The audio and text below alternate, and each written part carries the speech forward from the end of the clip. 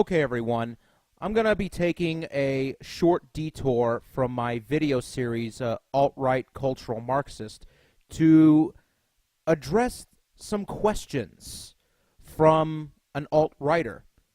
I was surfing YouTube, looking at alt-right response videos to the Skeptic Community's declaration of war, and I found one that was quite interesting from a YouTuber named Porridge Pals, who apparently resides in Australia.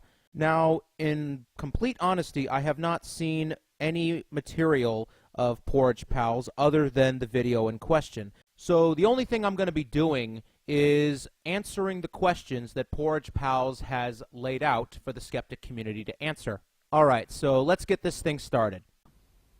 Firstly, is it racist to prefer the company of your own ethnic group? The answer to that question would be based on why do you prefer the company of your own ethnic group.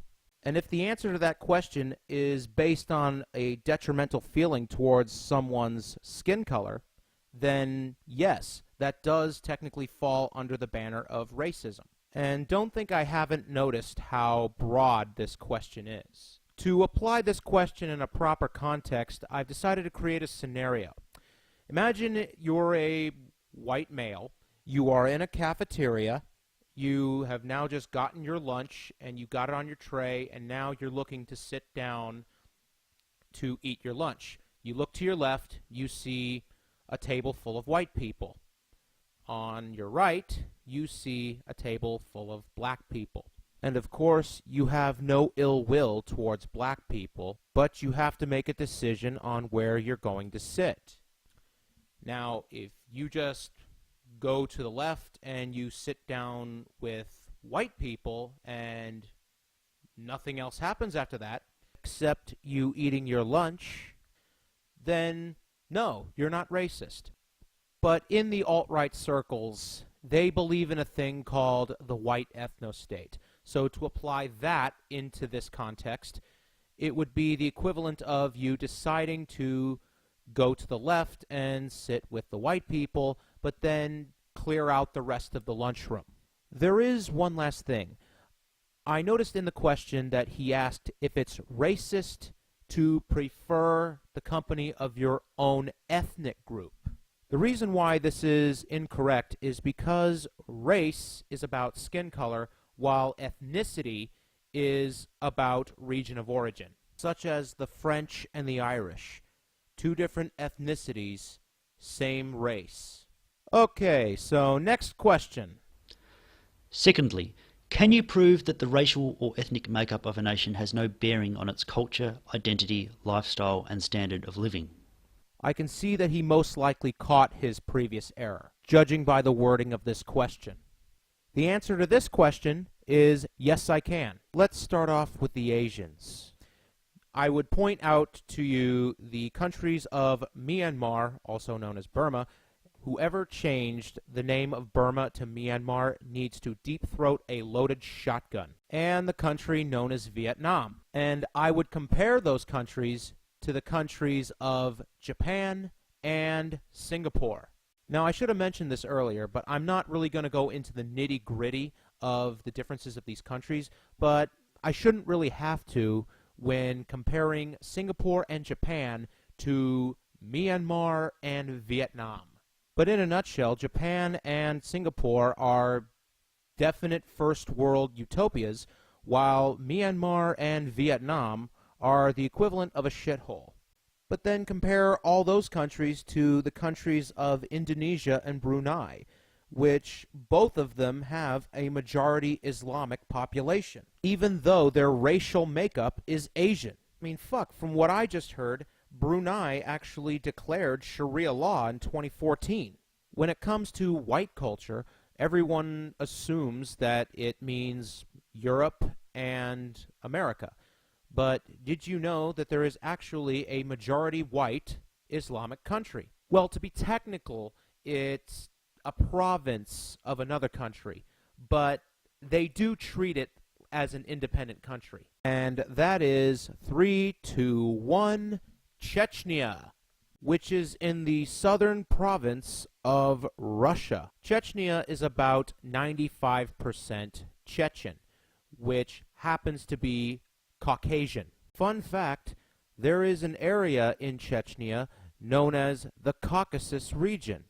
In fact, the reason why white people are called Caucasians is because the white race originated in the Caucasus region. When it comes to the Arabs, I would compare the countries of Afghanistan to the United Arab Emirates. The region of Afghanistan is pretty much nothing but huts and desert, while the UAE has some of the most upscale cities in the Arab world. And when it comes to black countries in Africa, the only country that really stands out is the majority black South Africa.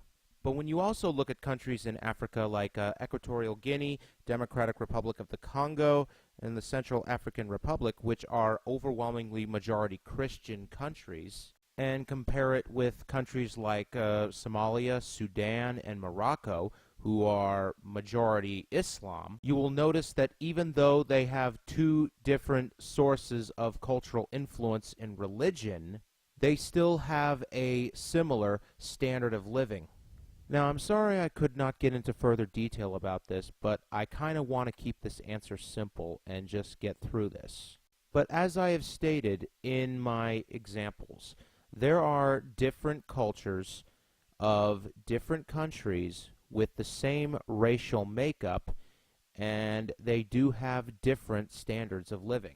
I am confident that these examples will satisfy Porridge Pals' question, but if you wish to fact-check me, I welcome you to do so. So let's move on to question 3. Third, can you prove that forcefully mixing people from all races on Earth can create united and peaceful nations? I think the greater issue would be a mixing of multiple cultures. I mean, if multiple people of multiple races and backgrounds all agree on a common idea, then yeah, it is possible for united and peaceful nations.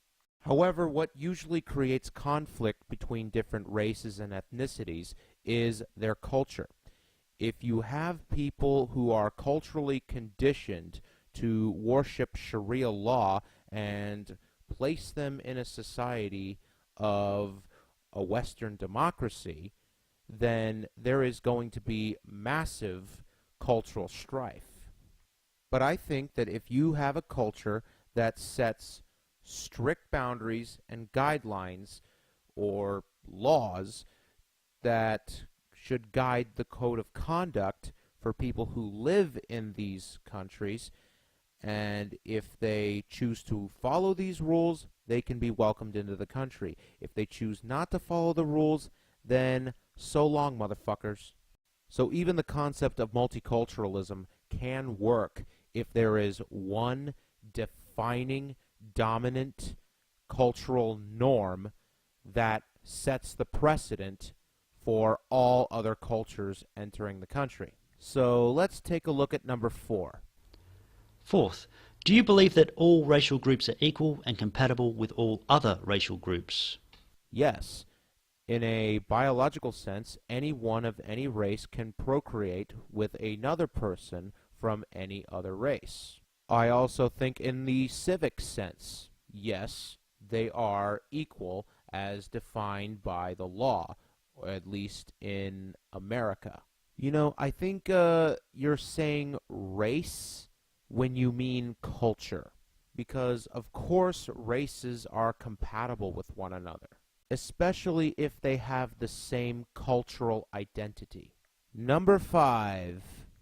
Fifth, if we could prove that immigration selected on the basis of race actually works out as the most beneficial and sustainable method, would you still reject it based on principle? Well, I'd be glad to hear your argument, but I would have an argument to counter your assertion, because during the 1880s to the 1920s, there was a rapid amount of European immigration to America, and what followed was some very serious ethnocentric hatred among other ethnicities. You had the Irish, Italians, Polish, Germans, Jews, all at each other's throats. In fact, the Irish in America back then were treated like the Mexicans are now. And not to mention that the Italians became synonymous with crime. The only ethnicity that seemed to hold the highest amount of respect back then were the Germans. But again, I'm all ears on your argument. Okay, what's number 6? Sixth, do white people have a right to work in their own self-interest, just as every other group does?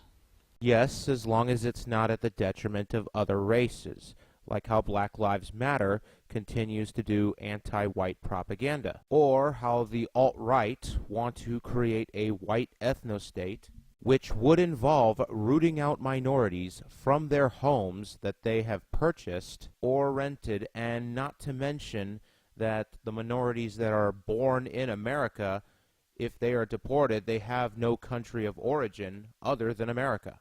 If I can make a suggestion as to how the white race can use activism to benefit itself without being a detriment to other races, I would say try to increase your birth rate. If you're outbreeding every other race in your country, then you have nothing to worry about when it comes to the white race going extinct. So you don't have to support policies like mass deportation or any other extreme policy because your interests are already being secured. Okay, now this is the final question. Seventh, how large do you want your population to be? Is there a cutoff number? My answer on this is pretty short and plain. I think as long as the economy can handle it, there really shouldn't be a cutoff number. But if there is an excess population that does create a negative output for the economy, then yes, there should be a cutoff number. I mean, I'm perfectly reasonable when it comes to discussing how much of a burden illegal immigrants put on the school system as well as the hospital system. I think as long as immigrants pay their taxes and make their contribution to the economy, then they should not be barred from entering the country. And that was 7 questions for the Skeptic Community by the YouTuber known as Porridge Pals. I will put the link to his original video in the description below. While I'm here, I'm actually going to create some questions that I think the alt-right should answer. Question 1. If peaceful means cannot be used to achieve an ethnostate, would you use violent means? Question 2. As is the case with Chechnya, if Islam were a majority white faith, would you support it? Question 3. If all races agree to the standards and norms of Western culture, would you drop the idea of an ethnostate? Question 4. Would the white people in the prison system, murderers, rapists, thieves, and pedophiles, also be included in the ethnostate? And lastly, question 5. If I can prove that the ethnostate is actually a detriment to the survival of white people, would you engage with other races? And those are my 5 questions for the alt-right. I graciously await their answers. Before I go, I would like to make an update. The Kilroy Was Here event that is going to take place in Phoenix, Arizona, aka my hometown, it will be taking place on April 21st and 22nd of 2018. And I have decided to attend this event, and I have actually made a $150 contribution to the event. So if you are planning to attend, I hope to see you there. So with that said, I'm Prometheus the Prophet, signing off.